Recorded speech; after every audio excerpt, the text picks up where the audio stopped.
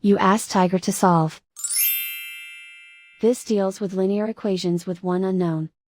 The final result is a equals 2/7. Let's solve it step by step. Group all constants on the right side of the equation. Add 4 to both sides. Simplify the arithmetic.